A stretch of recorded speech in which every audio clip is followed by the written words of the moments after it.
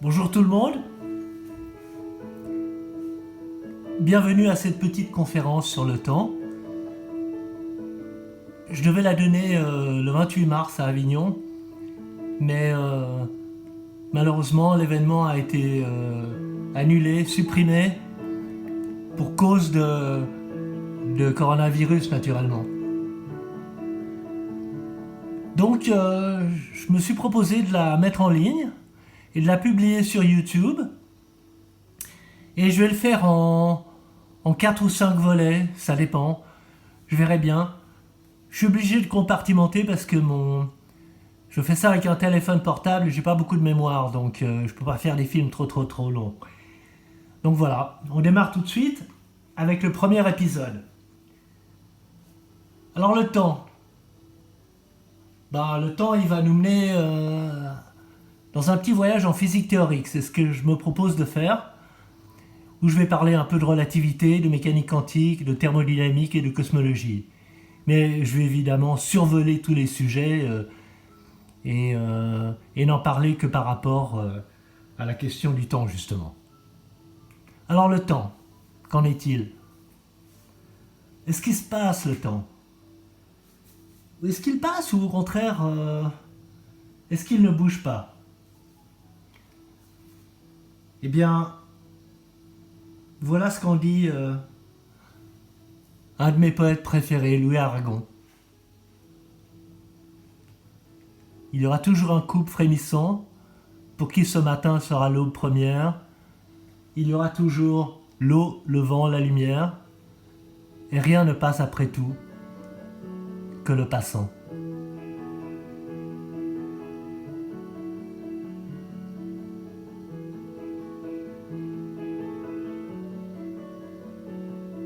Eh bien ça c'est vrai pour le temps aussi. Et oui, le temps ne passe pas. Il ne nous lâche jamais.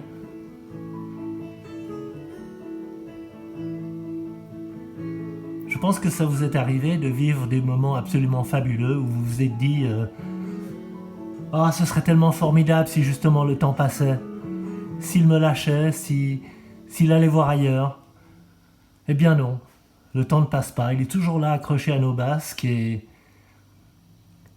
à faire sans arrêt son boulot qui est de sans cesse renouveler l'instant présent, nous dit Étienne Klein. Mais qu'en est-il vraiment du temps? On entend quelquefois qu'il s'agit d'une illusion, que c'est le produit de notre conscience. Ça vous verrez quand vous aurez atteint un certain âge que moi, que quand vous regardez dans le miroir de votre salle de bain et que vous voyez une nouvelle ride qui est apparue soudainement, vous vous dites pas que c'est la conscience qui en est responsable. Hein. Et votre conscience, elle est en paix de ce point de vue-là, je vous assure. Alors le temps, c'est une réalité. Et voilà ce que nous en dit cet autre poète, Gustave Flaubert. L'avenir nous tourmente, le passé nous retient, et c'est pour ça que le présent nous échappe. Alors il parle de ces 3 éléments que sont le futur, le présent et le passé. Mais qu'en est-il de ces 3 éléments? D'abord le futur. Le futur, c'est le lieu de nos aspirations, de nos espoirs, de nos projets. Mais c'est un lieu bien étrange. Et quand on se dirige vers ce lieu, on ne sait pas très bien où on va. Hein. Où va-t-on finalement? Le futur, c'est le lieu le plus incertain qui soit. On ne sait qu'une chose à son sujet, c'est que c'est le lieu des effets qui sont produits par les causes. Et puis le présent alors, le présent, lui, il n'existe pas. Il y a sans arrêt du futur qui se transforme directement en passé, mais le présent pour l'attraper, comment est-ce qu'on fait? Impossible, on peut diviser une seconde en dixième, centième, millième, milliardième de seconde, on tombera toujours sur un intervalle de temps, et jamais sur un grain, un morceau de présent. Le présent, il n'existe pas. D'ailleurs, on va le voir en relativité, le présent a complètement disparu, en même temps que la simultanéité universelle a disparu. Et le passé alors? Eh bien le passé, c'est le lieu de nos souvenirs, de nos fiertés, de nos regrets aussi, de nos remords. C'est le lieu des petites madeleines de Proust. Mais qu'en est-il du passé? Est-ce qu'il est fixe ou est-ce qu'il bouge encore? Le grand mathématicien Alain Kohn nous dit qu'il bouge encore. C'est rigolo, hein. On va voir ça un peu plus tard. Est-ce qu'on a besoin du petit t dans les équations de la physique? Il apparaît dans presque toutes les équations de la physique, le petit t, mais de quoi s'agit-il? Est-ce que c'est une variabilité fondamentale? On va voir tout à l'heure que probablement pas. De toute façon, il n'est pas sûr qu'on en ait besoin dans les équations. Regardez cette équation qui est en haut à droite, l'équation de Wheeler-DeWitt. C'est une équation fondamentale en gravité quantique. C'est l'équation de base de la gravité quantique à boucle. Le petit t, il n'y apparaît pas là. Alors, en fait, qu'en est-il de la réalité dans la nature? Dans la nature, il y a des événements. Il y a des événements qui se déroulent, qui partagent, qui ont en commun le fait qu'ils se déroulent entre leur naissance et leur mort, et qu'entre-temps, ils se transforment d'une manière irréversible et sans possibilité de retour. Il y a par exemple des chenilles qui se transforment en papillons. Il y a des petites graines qu'on plante dans le sol qui deviennent des grands arbres. Et puis, il y a des jeunes ploucs qui deviennent des vieux ploucs. Et oui, ça c'est la réalité des phénomènes qu'on dit d'être à caractère temporel. Mais petit t, là-dedans, à quoi ça sert?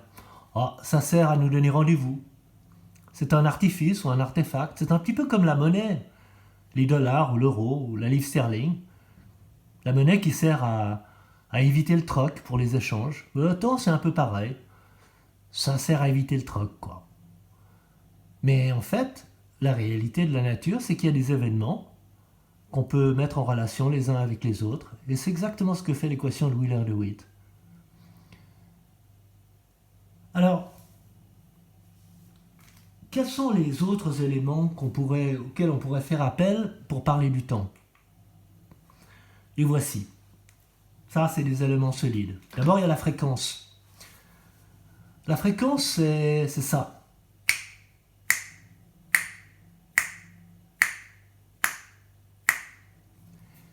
Et elle est expliquée par cette petite équation qu'on voit en haut à droite, qui met en équivalence, en égalité, l'énergie, grand E, égale H, c'est une petite constante, la constante de Planck, multipliée par nu. Nu, c'est une lettre grecque, et elle ressemble à un V là. Et ce que nous dit cette équation, c'est que la fréquence et l'énergie peuvent être mis en équivalence, forment une égalité en quelque sorte. On va en reparler, mais beaucoup plus tard. Il y a un deuxième élément qu'on va attaquer en premier, qui est les durées propres. Et ça nous vient de la théorie de la relativité. D'abord, l'équation qu'on voit en vert, c'est l'équation de la relativité restreinte. Et puis à côté d'elle, l'équation de la relativité générale. On va parler de cette notion de durée propre. Et puis ensuite, le dernier élément, c'est la flèche directionnelle du temps. Et ça nous est donné par une équation fondamentale aussi, c'est l'équation de la deuxième loi thermodynamique. Alors je me propose d'attaquer d'abord les durées propres, puis la flèche directionnelle, et puis je garde la fréquence pour la fin. Alors les durées propres, ça vient de la relativité. La relativité, c'est une question de lumière. Et oui, la lumière est au centre de la question. Ce jeune homme-là, Albert Einstein, en 1905, il a publié 4 articles, dont un lui a valu le prix Nobel, mais ce n'est pas un article sur la relativité, mais j'en parlerai tout à l'heure. L'article sur la relativité, il postule 2 choses. Un, que les lois de la physique sont les mêmes partout. En fait, il a repris un postulat qui vient de Galilée. Mais le deuxième postulat lui est personnel. Il postule qu'il existe une vitesse de communication causale indépassable et invariante par changement de référentiel. Et cette vitesse, il dit qu'il s'agit de la vitesse de la lumière. Et pourquoi pense-t-il à la vitesse de la lumière? Parce qu'il se réfère à une expérience, celle de Michelson-Morley, qui avait essayé de voir si on pouvait ajouter à la vitesse de la lumière, environ 300 000 km/s, lui ajouter ou lui soustraire la vitesse de rotation de la Terre autour du Soleil, 30 km/s. Leur expérience a montré que non. qu'on ne pouvait ni ajouter ni soustraire une vitesse à la vitesse de la lumière. 300 000 km/s, plus 30 km/s ou moins 30 km/s, c'est toujours égal à 300 km/s. 300 000 km/s, pardon. C'est toujours égal à 300 000 km/s. Alors ça renverse la table. Ça, c'est un truc qui change complètement la donne. Et oui, parce que si s'agissant de la vitesse de la lumière, la vitesse étant une relation entre un parcours et une durée, un temps qu'il faut pour le parcourir, eh bien, si justement quand la vitesse de la lumière est impliquée, on doit fixer cette valeur et considérer qu'elle est la même d'où qu'on se trouve, et quel que soit l'endroit d'où on observe l'objet qui est en train de se déplacer, eh bien, il va falloir faire varier les deux autres éléments que sont les distances et le temps et les durées. Alors ça a une conséquence formidable, c'est que la simultanéité disparaît. Et vous avez vu sans doute ces images de ce train et de ce wagon qui est en déplacement. Alors on va imaginer qu'il se déplace à une vitesse musclée, sportive, genre proche de la vitesse de la lumière. Allez. Ben, à l'intérieur du wagon, il y a un voyageur qui se trouve au centre du wagon et qui envoie deux faisceaux laser, un faisceau vers l'avant du wagon et un faisceau vers l'arrière du wagon. Et ben, il va chronométrer l'arrivée à l'avant du wagon et l'arrivée à l'arrière du wagon, les deux faisceaux en même temps. Ces deux événements sont simultanés de son point de vue. Mais qu'en est-il du point de vue de la gare? Ça, c'est l'image du dessous. De la gare, on voit le train passer à une vitesse très très très proche de la vitesse de la lumière et on s'aperçoit que, bien, on va chronométrer l'arrivée du faisceau de lumière à l'arrière du wagon avant de chronométrer l'arrivée de l'autre faisceau à l'avant du wagon. Alors, pour nous, il n'y a plus de simultanéité entre les deux événements. Pourtant, les deux faisceaux voyagent à la même vitesse, à la vitesse de la lumière. C'est incroyable cette affaire. Eh oui. La simultanéité universelle a disparu. Et ça nous amène à cette petite équation d'Einstein qui est notée ici. Cette petite équation-là. Et on va regarder ce qu'elle nous dit, cette équation, sur un plan.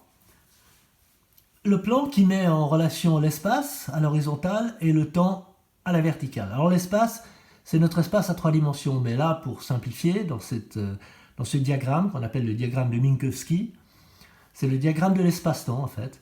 On va considérer qu'il n'y a qu'une seule dimension d'espace. Et puis, comme la vitesse de la lumière est une vitesse maximum, par convention, on va considérer que si on veut tracer le trajet que parcourt la lumière dans cet espace-temps, eh bien, on va lui donner un angle de 45 degrés, et puis ce sera la diagonale qui traverse ce diagramme. On le voit là, dans ces deux flèches, dans ces deux lignes, la ligne verte qui va vers la droite, et la ligne rouge qui revient vers la gauche. Elles sont toutes les deux à 45 degrés. Et elles expriment la vitesse de la lumière dans l'espace-temps. Et bien ça nous dit quoi? Ça nous dit que tout ce qui se passe en dessous est le domaine de l'impossible. Ben oui, parce que ça voudrait dire que les objets qui se déplaceraient dans cette région de l'espace-temps se déplaceraient à une vitesse qui est supérieure à celle de la vitesse de la lumière. Ça, c'est complètement interdit. Donc, on se représente un scénario où on voit deux horloges, une horloge à gauche en vert et une horloge à droite en rouge. Et les deux horloges sont immobiles l'une par rapport à l'autre. L'horloge de gauche envoie un signal lumineux à l'horloge de droite qui le renvoie immédiatement à l'horloge de gauche. Elle envoie son signal en T1. Le signal arrive à l'horloge de droite en T2. L'horloge de droite renvoie le signal qui arrive à l'horloge numéro 1 en T1'. Eh bien, la petite équation d'Einstein nous permet de tracer ce qu'on appelle la ligne de simultanéité, que j'ai notée là. Alors jusque-là, tout va bien, parce que les deux horloges, elles peuvent tout à fait se mettre d'accord de la situation du point simultané sur la ligne verticale du temps. Par contre, là où ça se gâte, c'est sur le diagramme de droite. Alors là, les deux horloges ne sont plus côte à côte l'une de l'autre. Elles se déplacent les deux dans l'espace-temps. Il y en a une qui se déplace plus vite que l'autre, c'est celle de droite. On voit que sa courbe, sa ligne d'univers, comme on l'appelle, est plus penchée que la ligne d'univers de la première horloge. Ça veut dire qu'elle se déplace plus vite. Alors avec la petite formule d'Einstein, eh bien on peut déterminer la ligne de simultanéité. Alors on va prendre T1 plus T1' divisé par 2. Et on fixe le point d'arrivée de la ligne de simultanéité à cet endroit-là. Et on voit que, partant de là, la ligne de simultanéité est pentue par rapport à la ligne en pointillé qui va tout droit. Et donc, qu'est-ce que ça veut dire, ça? Ça veut dire que si on rejoint sur l'axe du temps les deux points, le point T2 et le point d'arrivée de la ligne de simultanéité, on ne va pas tomber d'accord. On ne tombera pas sur le même point. Et ça nous indique que la simultanéité a disparu. Il n'y a plus d'événement simultané dans l'espace-temps. Alors, ça nous amène à cette fameuse histoire des jumeaux de Langevin que tout le monde connaît. Et on a toujours ce diagramme d'espace-temps. Et l'idée, c'est on a un jumeau qui reste stationnaire sur la Terre, qui ne bouge pas. Et puis on a son frère qui se déplace vers Proxima du Centaure pour aller jeter un œil sur Proxima B, prendre une photo, puis hop, il fait demi-tour et il revient sur Terre. Alors on a tiré les lignes de simultanéité ici, en bleu et en rouge. En bleu, les lignes de simultanéité correspondant au voyage aller. Et puis en rouge, celles correspondant au voyage retour. Alors on voit quoi? Eh bien on voit qu'il y a un énorme trou ici au milieu, où des années s'écoulent pour le jumeau rejeté sur Terre, toutes ces années correspondant au demi-tour du jumeau voyageur. Alors pourquoi est-ce qu'on dit qu'il s'agit d'un paradoxe? Eh bien, Langevin s'est dit, mais oui, mais du point de vue du jumeau voyageur, lui peut considérer que c'est la Terre qui se déplace et qui fait demi-tour puis qui revient le retrouver.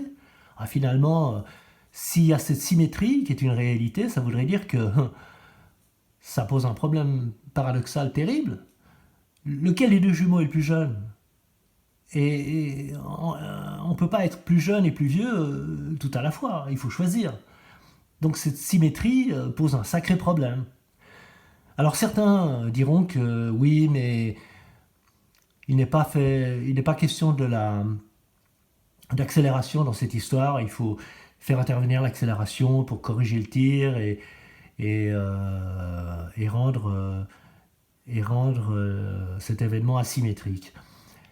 C'est pas juste ça, on n'a pas besoin d'accélération. Bien sûr, l'accélération joue un rôle, mais c'est un rôle subsidiaire. On n'a pas besoin de faire référence à l'accélération pour briser la symétrie. Il suffit de voir qu'il s'agit de... On a affaire à trois référentiels là. On a affaire à un référentiel qui est celui du jumeau resté sur Terre, qui est un référentiel rectiligne uniforme, il n'en change pas. Et puis pour le jumeau voyageur, il y a deux référentiels. Il y a celui dans lequel il se trouve quand il fait le voyage aller, et puis l'autre référentiel dans lequel il se trouve quand il a fait demi-tour et qu'il est dans son voyage retour. On peut imaginer les situations d'ailleurs où il y aurait un référentiel de la fusée qui va vers Proxima du Centaure, et puis en cours de route, au lieu de faire demi-tour, hop, il croise en chemin une fusée qui est en chemin pour revenir sur Terre. et hop, il saute dans la deuxième fusée, et il revient sur Terre.